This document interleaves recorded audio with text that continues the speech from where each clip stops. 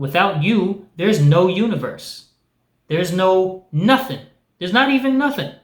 There's no something and there's no nothing without you. Get up, everybody move. What's up, everybody? Soul Expression here, your host, your freedom lifestyle coach, and I am here with another episode in the mini-series, What Exactly is the Mind? And this time, we're going to dive into where does environment come from? You see, in this mini-series, What Exactly is the Mind? The first question we tackled is, where do thoughts come from? Second question that we tackled is, well, what exactly is the mind that these thoughts show up in? And we learned a lot, especially in that second question. We learned a lot in both, but that second question, we learned that the mind is just like a doorway through which anything that you can perceive in your internal environment and anything that you interpret as a thing in your external environment, that interpretation and things that you can sense inside, all of that has to pass through this sort of doorway, this event horizon from your perception into the unknown, into the unknowable, right? Not just the unknown that you might know later, but the unknowable, which is that which is beyond your perception. So that doorway, that veil, that curtain, that, line that your perception cannot cross is the mind.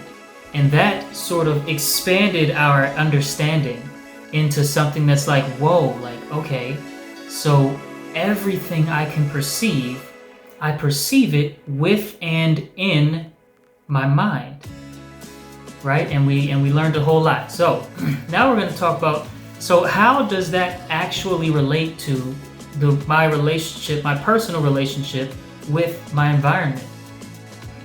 Excuse me. It's funny, I'm noticing that I always belch at least once in these videos, and it's just the funniest thing to me. Like, I'll go back and I'll watch a little bit to think about, like, okay, so what have I been covering? Okay, so this is kind of how I want to take it from here, and what have people been responding with, and I'll go do some research before, and I won't be belching, and then I'll hit record and I'll start talking and then go burp. I'll just oh, it's the greatest thing ever. Okay, so I want to start this episode off with a bit of a story. And again, I have my laptop here, so I'll be referencing the laptop. Please excuse any lack of eye contact. I'll try to keep up with you with eye contact. But anyway, I want to start today's episode off with a story of two men who were using the mind in a very similar way and got two different results. And we can see if we can pull anything from the previous lessons into this one and then move forward from there on how your mind relates to your environment. Sound cool? Awesome. So there were two men way back during the gold rush in the United States. And these two men were to search in the same vicinity and for gold, and they learned of each other, right? These two men that had power, influence, and people that could help them do work and resources and whatnot that can help them do the work of mining the land for gold. And they went to the same plot of land. Now, the one that found the gold lining first, he quit. He quit because the line that he found actually went dry, meaning he was following this line of gold or gold remnants, and he built a mine, and as they were mining, the line just, no gold was showing up. No abundance of gold whatsoever was showing up. So the line went dry, right?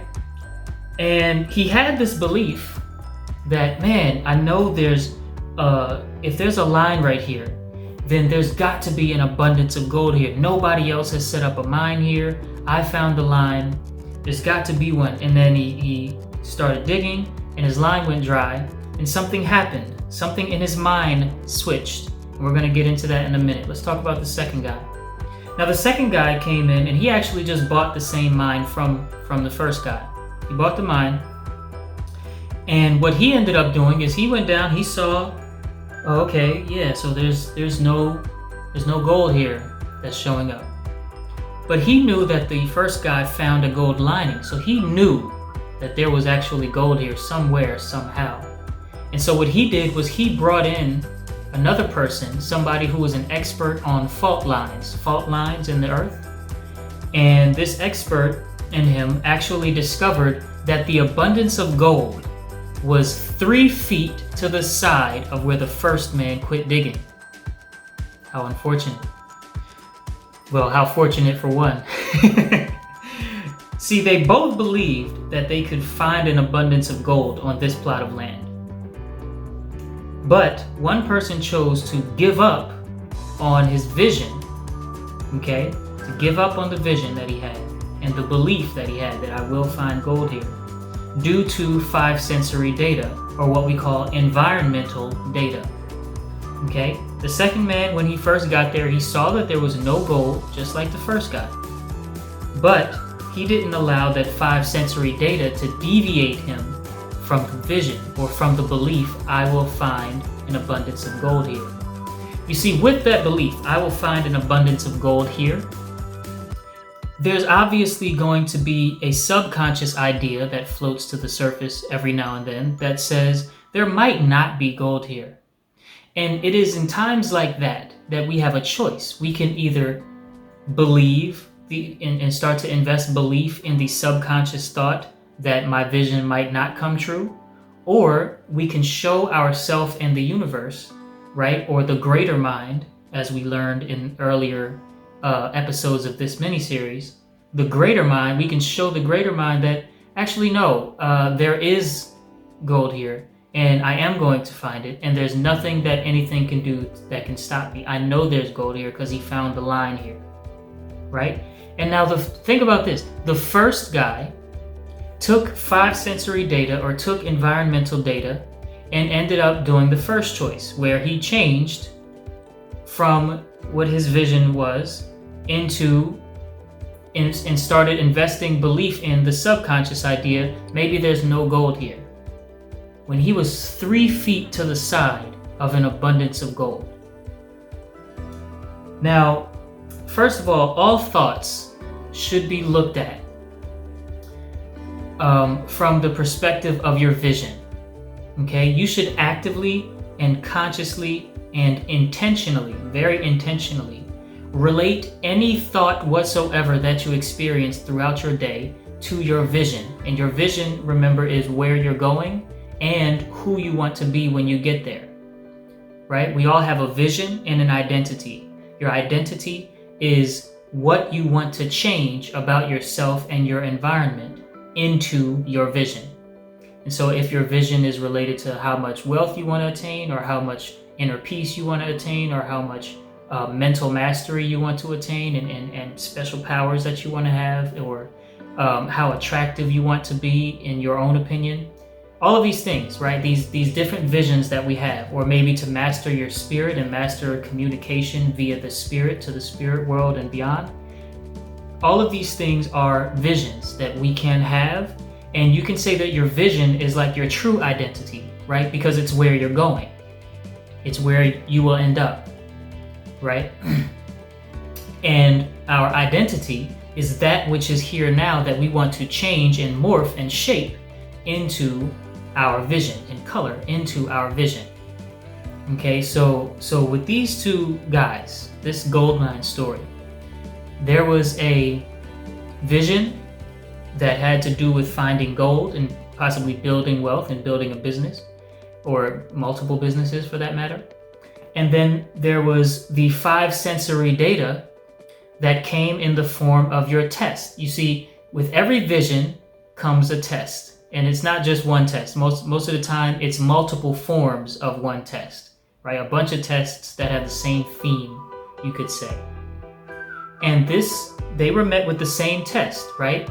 The test, in my prediction, was the subconscious idea, okay, that there might not be gold here. And this subconscious idea that there might not be gold came in the form of they couldn't see any gold with their own eyes. They didn't pick anything up. As the further they digged down this straight line, the more they found five sensory data that there might not be any gold here. But see, what the second guy did different from the first guy is he said, okay, let me change my plan without changing my vision. And this is something that is very, very important as we go about our lives and as we move towards changing our identity into our vision, changing ourself and our environment into where we're going. Okay, this learning how to change your approach without deviating from your goal, without taking your eyes off the finish line, so to speak, without taking your eye off the ball. Okay, and changing your stance, maybe changing the way that you're angling the bat, maybe changing the way that you're twisting your hips when you swing. As long as you don't take your eye off the ball, you'll hit it and you'll learn something. Okay, sometimes we get to our vision or we get to the destination and we find out that's not exactly what I really want, right? Sometimes we hit the ball and it goes foul, but we hit the ball. Okay, and sometimes we hit the ball and it kicks the top of the bat and it goes behind us, but we hit the ball. We didn't strike, right? We didn't hit failure or a temporary defeat. We hit the ball, right? But if it goes foul, it's kind of equivalent to failing, except you learn a little bit more.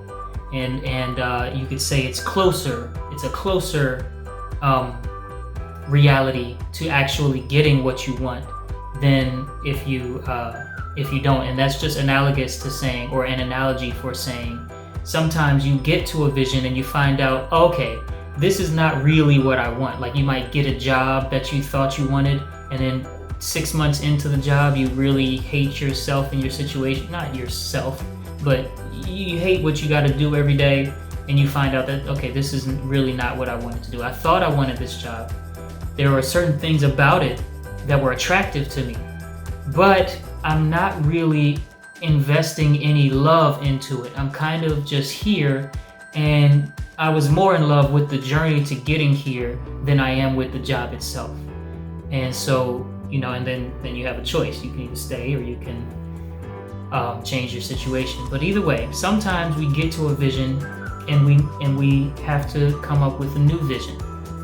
But as long as we get there, then we can get the lesson that we need to get in order to keep on expanding and maturing our human soul, our human experience that we are writing into the soul, metaphorically speaking. So, it's very important to know that your environment, okay, is related to your mind by way of your experience. Again, your environment is related to your mind by way of your experience. Now, your experience happens in the mind only, right? What you call your experience only happens in your mind. Whatever happens outside of your body, all of that is interpreted by your mind. What you don't notice with your mind, you don't put in your consciousness as my experience. The things that go in one ear and out the other, or across your eyes, like in a movie, you're watching a movie and the person's walking through the mall and they're having a really wise conversation with another main character. And these two main characters are walking through the mall, they're walking through people, through the food court, and they're communicating all of this wisdom, and they come up with a plan to beat the bad guy. And by the time they get to the parking lot of the mall, they have their plan and they have it set, and the music is starting to get booming because that suspense is starting to build up in the viewer and you of the movie, and you're watching and you're like, yeah man, I can't wait for them to carry this plan out. I know something's gonna go wrong, let's see how they deal with it, and you're ready. Well, there was a whole lot of people in the mall that crossed your path that were on screen for a split second each. If it's like most movies, some of them were the same person in different, and it was the same crowd, and they shot it from this angle, and the same crowd walked by when they shot it from that angle.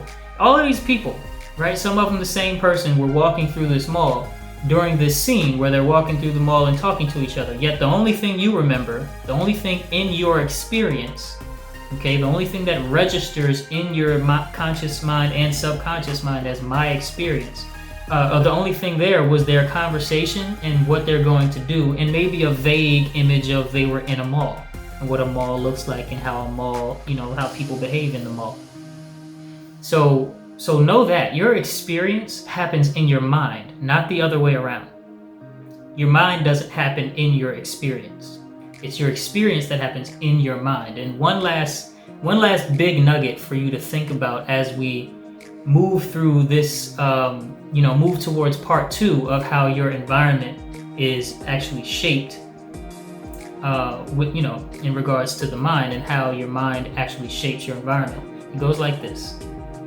Your environment is found in the attitude toward the thing you give attention to that are perceived by your 5 senses. Again, your environment is found in the attitude toward the things you give attention to, the things you notice that are perceived by your 5 senses. That was the chair. So that I'm not going to explain here. I can explain this in the next episode, but I definitely want you to ponder on that.